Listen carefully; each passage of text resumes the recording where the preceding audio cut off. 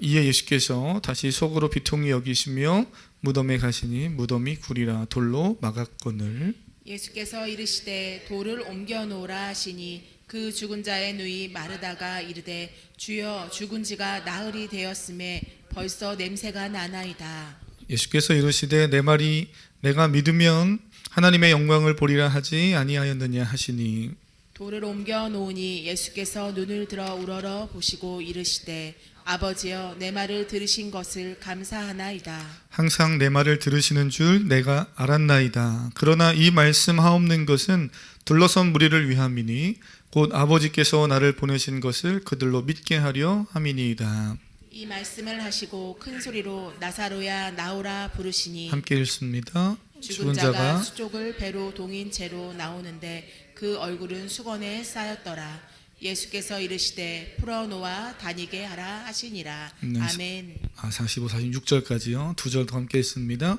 마리아에게 와서 예수께서 하신 일을 본 많은 유대인이 그를 믿었으나 그 중에 어떤 자는 바리새인들에게 가서 예수께서 하신 일을 알리니라. 아멘. 아멘. 요한복음 11장입니다. 사실은 더 많이 지금 말씀을 읽고 묵상하고 있는데 지난주에 우리 정성주 목사님 제가 타교회에서 설교하느라고 말씀을 또 잘 나눠주셔서 은혜를 우리 성도님들 잘 하나님 은혜 가운데 받은 줄 알아요. 그래서 요한복음을 잠깐 건너뛰고 이제 한 주가 또 지났는데요. 오늘 11장 38절에서 46절 이 말씀을 가지고 이 부활 예수님이 나사로를 살리신 이 이야기 함께 잠시 보려고 합니다. 요한복음 11장은요. 요한복음에 있어서 전체를 놓고 볼 때 중요한 분기점이 됩니다. 이미 새벽에 저와 함께 새벽에 말씀 나누고 기도하는 우리 성도님들은 요한복음을 나누면서 여러 번 들었던 이야기예요. 혹시 기억을 좀 떠올려 보시면 1장부터 11장까지 한 부분, 그리고 12장부터 21장 끝절까지 두 부분, 이렇게 두 부분으로 나누어 반을 딱 가를 수 있습니다. 11장까지는 예수님이 스스로 자신이 누구이신가를 계속해서 여러 사건들을 통해서 보여주시는, 그래서 우리는 이제 기적이라고 말하지만 여러 예수님이 누구인지를 보여주시는 표적이 등장합니다. 총 7개 정도가 등장한다고 우리는 정리할 수 있는데, 그 중에 오늘 우리가 읽은 11장의 이 요한복음 이 사건은 7번째 중 마지막 표적, 7번째 표적입니다. 그래서 시간상 시간이 많이 지나서요 쭉 다 살펴보지는 않고 한번 떠올려 보시면 2장부터 그 11장 오늘 말씀 전까지 여러 예수님이 기적들을 행하셨습니다. 그 기적들은 다 하나같이 예수님이 스스로 나는 누구다 하는 것을 말씀하시기 위한 그런 방법으로 사용하셨던 표적들이죠. 오늘 9장 11장에서는 죽은 나사로를 살리십니다. 예수님은 어떻게 보면 이 7번째 표적을 통해서 예수님이 보여주신 그 전체 표적의 하이라이트, 정점을 딱 찍으시고 12장부터는 십자가를 향해 가십니다. 뭐 하시려고요? 십자가에 죽으시려고. 그리고 뭐 하시려고요? 네, 부활하시려고. 그래서 우리가 다음 주 종려주일을 지나고는 그 고난 한 주간을 또 묵상하려고 하는 거죠. 사랑하는 성도님, 예수님은 죽은 자를 살리시는 능력의 하나님이신 줄 믿습니다. 오늘 살아계신 그 하나님은요, 우리의 삶에 무너지고 깨어진 부분을 회복하시는 분이에요. 회복 정도가 아니라 우리는 인생에서 때로는 이제 끝이다, 더 이상 가망이 없다라고 생각되는 일이라 할지라도 예수님이 그곳에 찾아오시고 우리가 예수님을 따라서 믿음으로 반응하면 살아나게 하시고 소망을 주시는 귀한 은혜를 베푸시는 줄 믿습니다. 오늘 그 은혜가 말씀을 듣는 여러분의 심령 속에 가득하기를 주님의 이름으로 축복합니다. 11장의 내용을 잠깐 우리가 중간부터 읽어서 좀 설명을 아주 간단하게만 좀 드리면 이렇게 시작이 돼요. 예수님이 제자들과 이동하는 중에 급하게 한 사람이 와서 소식을 전합니다. 그 소식은 뭐예요? 예수님 당신이 사랑하는, 그토록 좋아하는 그 마리아 마르다 그리고 그의 오라버니 나사로가 있는 그 가정에 뭔가 심각한 문제가 한 가지 생긴 것 같습니다. 빨리 가보셔야 할 것 같습니다. 그러면서 나사로가 병들었다고 그래요. 11장 올라가셔서 3절 한번 보시겠어요? 3절 눈으로 보시면 예수님께 그렇게 사람을 보내어 빨리 오십시오, 사랑하는 자가 병들었습니다 하는 그러한 소식을 전하는 내용이 나오죠. 내려가셔서 6절 보시면 나사로가 병들었다함을 들으시고 예수님의 반응이 어떻습니까? 평소 사랑하는 친밀한 관계가 있는 그러한 어떻게 보면 성도의 가정이에요. 우리 표현으로 하면. 그러면 서둘러 막 가야 될 것 같은데 이틀을 머무셨다 그럽니다. 이틀을 더 유하십니다. 다르게 표현하면요, 이틀을 지체하고 계시는 거예요. 이렇게 생각할 수 있습니다. 그 부분 잠깐 펴두시고 보시면요, 당장 죽을 병도 아닌데, 뭐 병들었다고 지금 당장 죽는 거 아닌데 뭐 그렇게 부산스럽게 서둘러 갈 필요 있나, 그런 상태가 아니니까 이틀을 더 머무르셨겠지, 이렇게 생각할 수 있어요. 3절만 보시면 그렇게 생각할 수 있습니다. 충분히 그럴 수 있어요. 병들었나이다 그냥 이렇게 이야기하고 있죠. 이 말 자체가 그렇게 심각해 보이지 않습니다만 4절과 연결지어서 한번 보시겠어요? 3절과 4절에서 예수님이 하시는 말씀과 연결지어 보면 3절과 4절의 그 한 절 넘어가는 행간에 사실 아무런 설명이 우리 성경에는 없지만 글로는 다 설명하고 있지 않는 당시의 상황이 어떠했는가 하는 것을 우리는 충분히 말씀을 읽고 묵상하면서 상상해 볼 수 있습니다. 그래서 묵상이 중요한 거예요. 성경을 읽으면서 그냥 쭉 그냥 빨리 읽어 내려가는 것, 물론 안 읽는 보다 읽으면 좋겠지만 그냥 막 급하게 읽어 내려가면 성경에서 중요하게 이야기하고 있는 부분들을 놓치기 쉽습니다.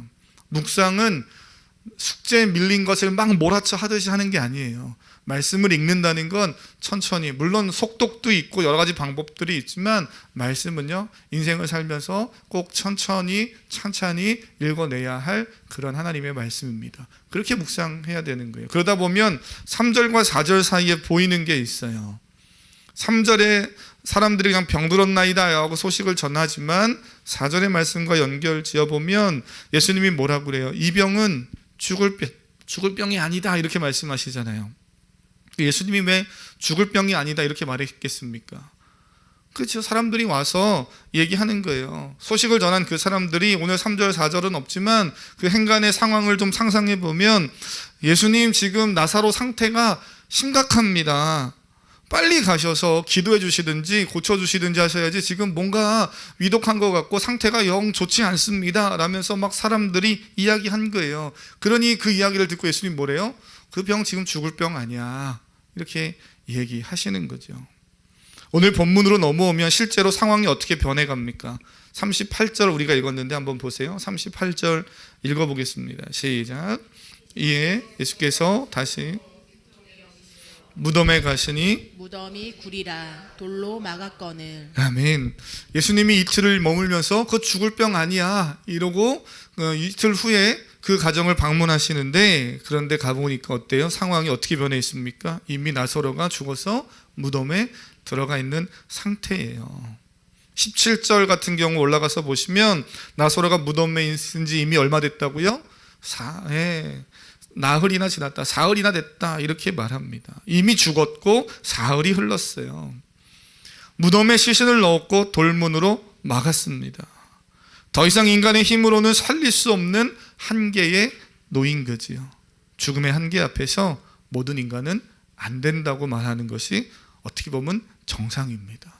오늘 누군가가 죽었는데 가서 살아날 수 있습니다 이러면서 막 죽은 사람 일으키려고 하면 인간의 상식과 과학과 이성 안에서는 뭔가 이상한 거죠. 빨리 병원을 가봐야 되는 거 아니겠어요? 어떻게 보면 지금 이 상황은 지극히 정상적인 상황입니다. 죽어서 이제는 안 되고 포기할 수밖에 없는 상황이에요. 근데 그때 예수님이 오늘 오셔서 찾아오셔서 사흘 만에 오셔서 하시는 일들은 너무나 놀랍죠. 저는 이 말씀을 보면서 우리 사랑하는 성도님들, 그리고 또 저의 삶에도 마찬가지고요, 우리도 이런 일 만날 때 있습니다. 인생의 돌문이 막혀서 괴로운 경우가 있죠. 나사로처럼 육체의 죽음이 꼭 아니더라도 인생의 계절이 너무나 춥고 너무나 쓸쓸하고 너무나 외로운, 마치 모든 것이 다 끝나고 이제는 죽어서 생기가 없는 것 같은 상황을 우리가 만날 때도 있습니다. 그런 경험이 있으신가요? 아멘 하시는 분, 진실하시고 솔직하신 분이 있잖아요. 저도 있고 다 있는데요. 우리 아이들도 있을 겁니다. 아이들은 어쩌면 지금이 제일 힘든 시간일 수도 있어요. 제일 춥고 이놈의 공부 언제 끝나나, 그죠? 아이들도 그럴 수 있어요. 인생을 살면서 정말 춥고 싸늘하고 모든 것이 죽어 있는 것 같은 때가 있습니다. 가정이 지옥 같아서 집문을 열고 들어가기가 두려워 괴로운 사람도 있고요. 누군가에게는 학교가 그럴 수 있습니다. 저는 우리 아이들 학교 가는 것이 즐겁길 축복합니다. 많은 아이들이 학교가 어떻게 보면은 무서운 현장일 수도 있어요. 누군가는 그냥 눈을 뜨는 것 자체가, 하루가 시작되는 것 자체가 힘든 그런 날일 수도 있습니다. 그때 믿음의 성도는 말씀을 떠올리죠. 제가 지난번에 요한복음 11장 묵상하면서 그 요한복음 11장이 오늘 이 말씀 볼 때 마리아와 마르다 가정에서 예수님이 어떤 일을 행했을까, 이런 거를 생각해 보는 거예요. 어려운 일을 만났을 때, 그래, 내가 요한복음 11장 말씀 읽었는데 그때 예수님이 그 절망의 순간에, 돌문이 닫혀 있는 순간에 예수님이 어떤 일을 하셨더라, 이거를 떠올리는 것. 믿음의 성도는 그렇게 삶을 살아가는 거예요. 우리 옆 사람 한번 축복해 볼까요? 어려운 순간에 말씀을 떠올립시다. 시작. 어려운 순간에. 아멘. 어려운 순간만이 아니고요, 잘 될 때도 말씀을 좀 떠올리는 더 성숙한 성도님 될 수 있기를 축복합니다. 어려울 때만 주여 찾지 말고 잘 될 때도 주여, 이게 하나님의 은혜였군요 라고 고백할 수 있기를 축복해요. 믿음의 성도는 말씀을 떠올립니다. 말씀을 붙잡아요. 그 예수님이 오늘 우리의 예수님이시지요. 말씀 속에서 예수님이 어떤 일을 하고 계시는가를 한번 보세요. 그 첫 번째 반응이 뭡니까? 38절 아까 읽었는데 예수님의 반응 뭐예요? 나사로 가정에 찾아가셔서 예수님은 나사로가 죽었다는 소식을 듣고 어떤 반응을 보이십니까? 어떤 반응을 보이신다고요? 네, 돌을 옮겨 놓아라, 이렇게 얘기하시는 거를 먼저 보시는 분은 제가 볼 때는 MBTI라면 약간 T형이라고 해야 되나요? 여기에 더 집중하는 사람이에요. F형은 어떤 게 먼저 보여요? 그렇죠. 비통히 여기시는 게 먼저 보이죠. 예수님은 비통히 여기십니다. 예수님은 이미 33절 올라가서 보시면 나사로의 죽음으로 인해 울고 있는 마리아, 마르다, 그리고 그 장례 소식을 듣고 모인 유대인들을 보고 그 주변에 있는 이제 여러 사람들이겠지요. 그들을 보시고 심령에 비통히 여기시고 불쌍히 여기시며 이렇게 말씀해요. 예수님은 그들의 아픔을 공감하시고 알고 계십니다. 예수님은 그들과 함께 나사로가 장사되어 있는 무덤에 가셔서 다시 한번 오늘 38절에서 뭐라 그래요? 또 한번 비통히 여기신다 말씀하시죠. 이런 생각을 해봐요. 한번 잘 생각해 보세요. 인간에게 죽음은 심각한 문제잖아요. 맞습니까?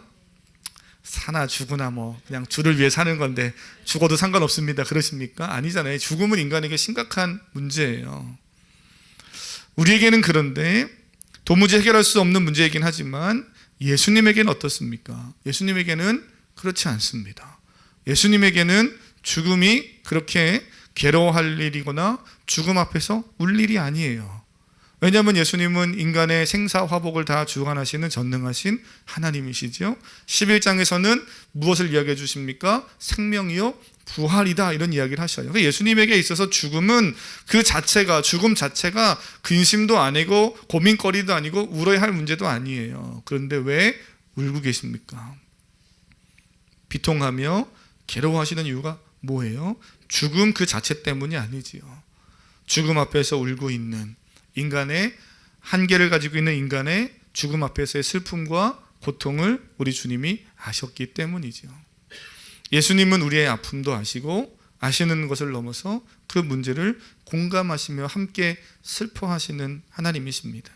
사랑하는 성도님, 예수님 오늘 이 시간 우리의 모든 상황을 아시고 우리의 마음을 공감하시고 함께 슬퍼하시고 때론 좋은 일이 있으면 함께 기뻐하시는 하나님이신 줄 믿습니다. 모른 척하지 않으신다는 거예요. 저는 말씀 준비하다가 묵상하다가 이 부분이 너무 좋아요. 하나님 모른 척하지 않는 하나님이시죠. 그러니 이웃의 아픔과 공동체 안에서 마주하는 사람들의 아픔을 볼 수 있는 눈이 열리기를 바랍니다. 그리고 그것을 위해서 기도하시는 우리 성도님들, 특별히 귀한 리더들 되시기를 바랍니다. 우리 대표 기도하신 집사님도 집사님들 늘 기도할 때마다 우리 교회만 위해 기도하지 않잖아요. 나라와 민족을 위해, 세계 안전과 평화를 위해 함께 기도하잖아요. 왜 기도하는 거예요? 거기에 하나님이 눈을 열어주셔서 보게 하시는 하나님의 마음이 있는 거죠. 야, A란 집사님은 저기 북한을 위해서 기도하네. 나는 북한을 넘어서 나는 저기 더 다른 나라를 위해서 기도해야지. 이래서 경쟁심이 하는 거 아니잖아요. 하나님이 그 마음을 주셔서 기도의 제목들을 담는 거죠. 우리 아픔을 아시는 주님이에요. 공감하시는 주님. 제가 어제 이거 보면서 참 많은 생각을 했습니다.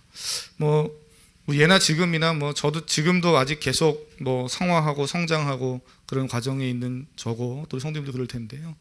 제가 아이들하고 가정에서 이렇게 대화하는 거 참 좋아해요. 그러다 보니까는 때로는 아이들에게 장난도 걸고 대화를 하려고 시도하는 그런 일들을 합니다. 근데 저도 가끔 아이들과 대화를 시도하다가 성질을 낼 때가 있어요. 그죠? 네, 좋아하시는군요. 성질 낸다고 하니까요. 저도 사람이니까요. 그렇잖아요. 저도 사람이니까 대화를 하다가 시도를 하다가 성질 낼 때가 있어요. 아들이 둘밖에 없으니 누구냐고 물어보지 마세요.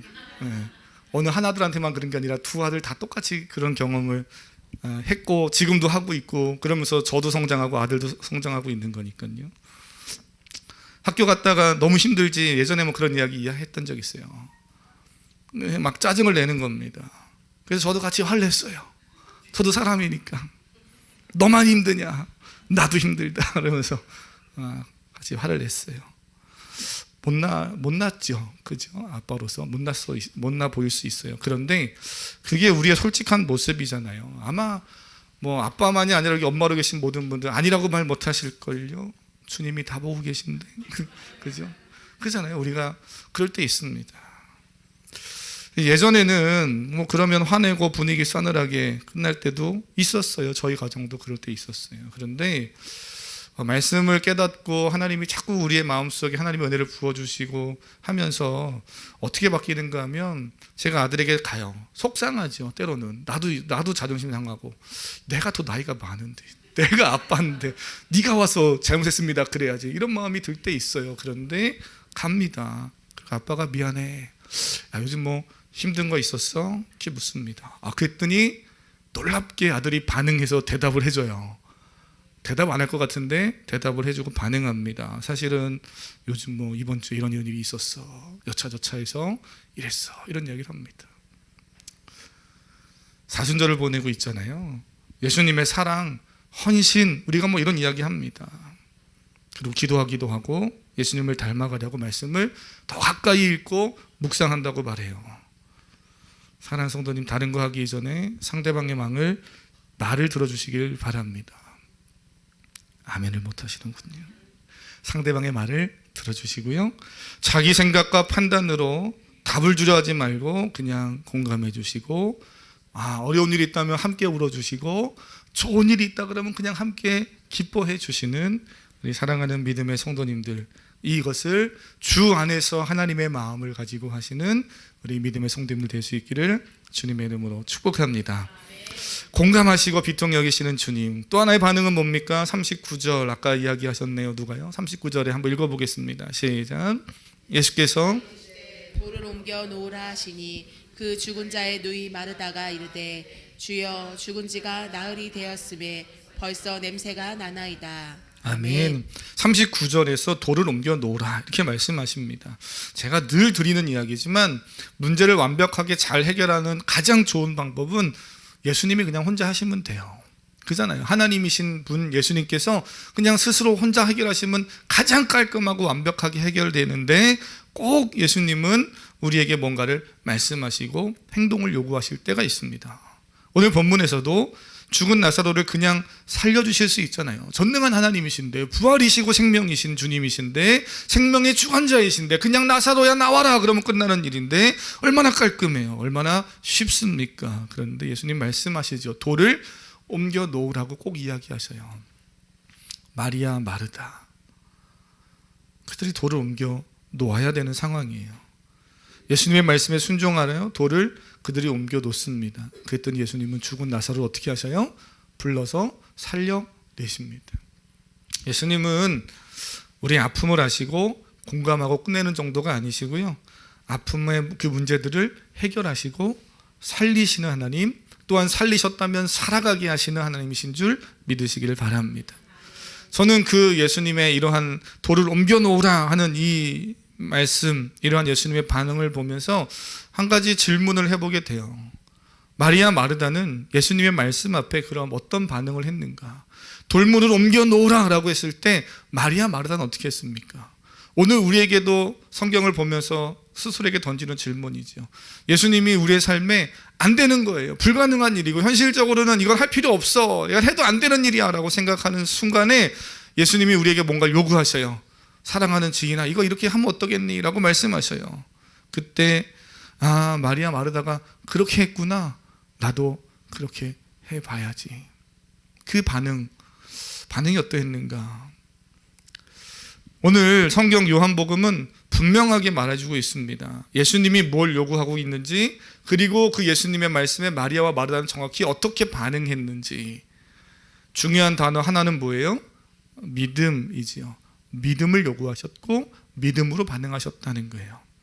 예수님은 표면적으로 돌문을 옮겨 놓으라고 말씀하시지만 그 이면, 돌을 옮겨라 라고 하는 그 말 이면에는 어떤 의미가 있는 거예요? 믿으면 내 말을 듣고 돌문을 옮겨. 믿으면 그 들은 대로 반응하고 행동해라.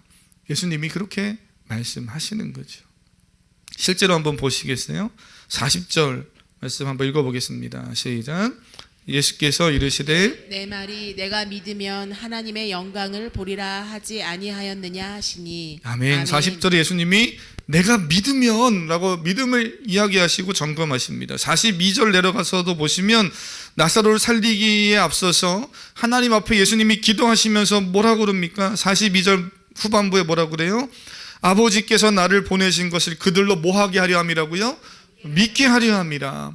예수님이 이렇게 하시는 의도가 있는 거예요. 이틀을 지체하신 이후 사흘 만에 갔는데 나사로가 죽어서 이제는 안 된다고 하는 절망의 상황에서 그래도 돌문을 옮겨 놓으라고 하시는 그 이유 분명히 있는 거예요. 믿음에 대한 이야기를 계속하시죠.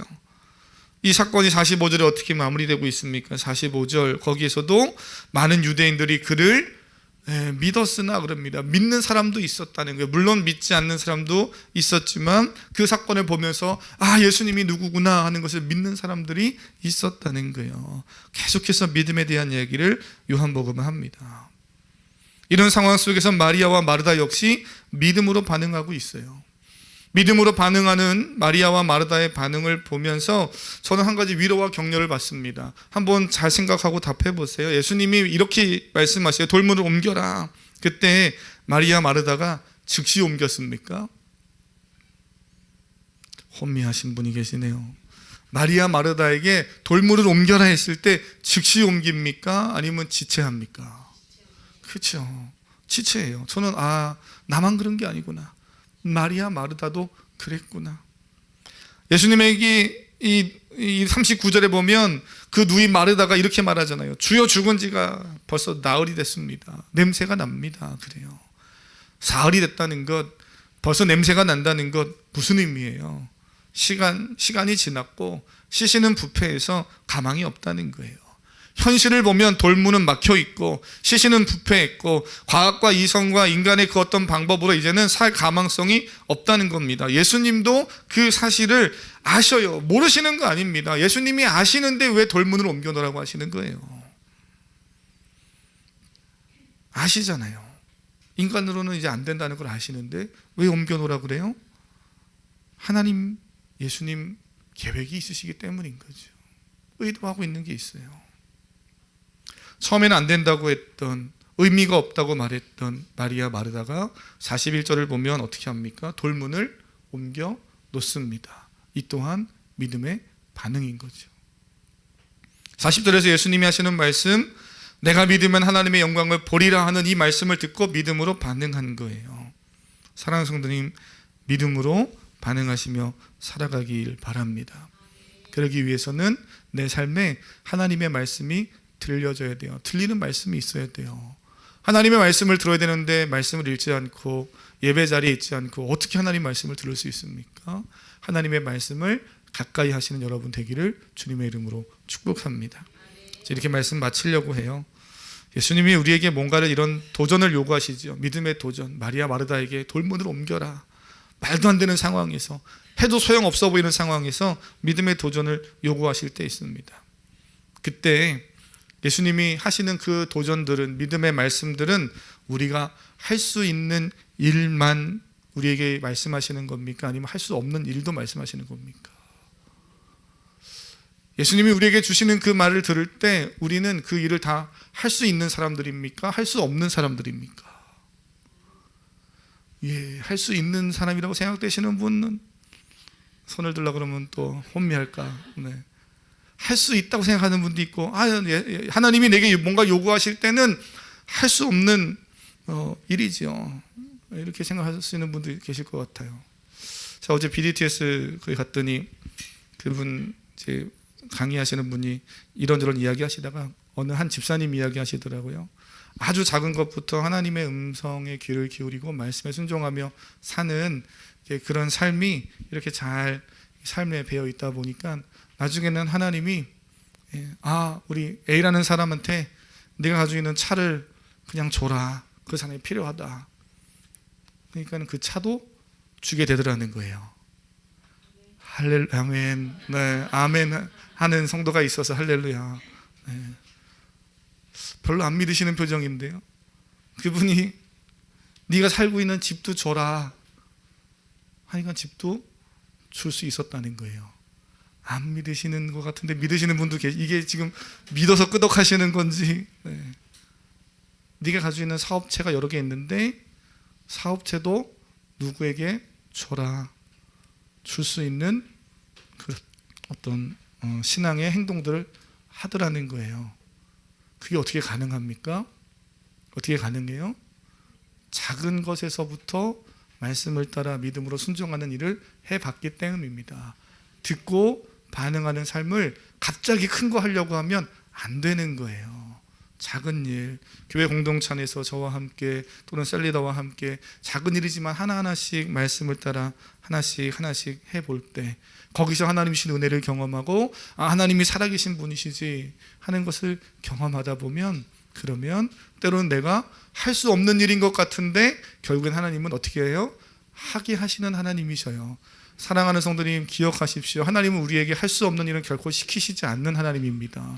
저는 이것을 사역하면서 살면서 정말 많이 고백하고 또 양육할 때마다 정말 성도님들에게 어려운 가운데 있을 때 또는 믿음의 도전 가운데 있을 때 이야기를 참 많이 나눕니다. 안 되는 거 시키시는 하나님 아니세요. 안 되시는 거 시키시면 너무 무례하시고 너무 무모하신 하나님이시지요. 할 수 있기 때문에 시키는 겁니다. 근데 어떻게 할 수 있어요? 내 힘으로는 안 돼요.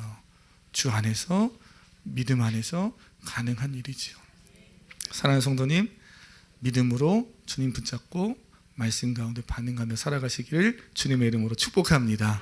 함께 같이 찬양하겠습니다. 우리 찬양 고백하시고요.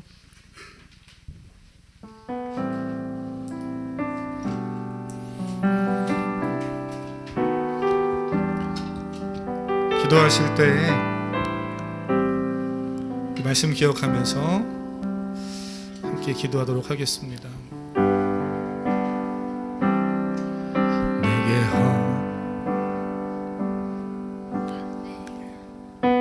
허락하신 시련을 통해 나의 믿음 더욱 강하게